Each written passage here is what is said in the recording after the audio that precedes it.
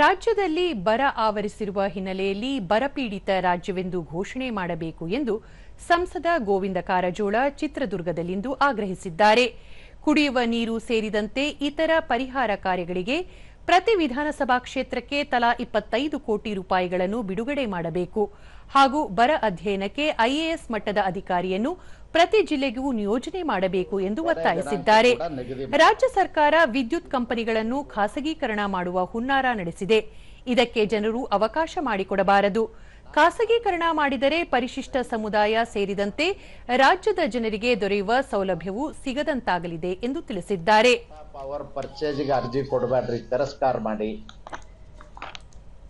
ಯಾಕೆ ನಮಗೆ ಬೆಸ್ಕಾಂ ಅದಲ್ಲ, ಇಲ್ಲಿ ಚಿತ್ರದುರ್ಗ ಬೆಸ್ಕಾಂ ಅದ, ಹುಬ್ಬಳ್ಳಿ ಬೆಳಗಾಂ ಡಿವಿಷನ್ಗೆ ಹೆಸ್ಕಾಂ ಅದ, ಗುಲ್ಬರ್ಗ ಡಿವಿಷನ್ಗೆ ಜಸ್ಕಾಂ ಅದ, ಮೈಸೂರು ಡಿವಿಷನ್ಗೆ ಮೆಸ್ಕಾಂ ಅದ, ಚಾಮುಂಡೇಶ್ವರಿ ವಿದ್ಯುತ್ ಕಂಪನಿ ಅದ. 5 ಕಂಪನಿಗಳು ಈಗಾಗಲೇ ನಮ್ಮ ಸರ್ಕಾರದಿಂದ ಲಕ್ಷ ಲಕ್ಷ ಕೋಟಿ ಹಣವನ್ನು ಹಾಕಿ ವಿದ್ಯುತ್ ಜಾಲವನ್ನು ನಿರ್ಮಾಣ ಮಾಡಿದ. ಪ್ರತಿ ಹಳ್ಳಿಗೂ ವಿದ್ಯುತ್ ಮಾಡಿದ್ವಿ, ಪ್ರತಿ ಹಟ್ಟಿಗೂ ಮಾಡಿದ್ವಿ, ಪ್ರತಿ ಹಾಡಿಗೂ ಮಾಡಿದ್ವಿ, ರೈತರ ಹೊಲಗಳಿಗೂ ಪಂಪ್ ಸೆಟ್ಗೆ ಕೊಡ್ತಕ್ಕಂಥ ವ್ಯವಸ್ಥೆಯನ್ನು ಮಾಡಿದ್ವಿ.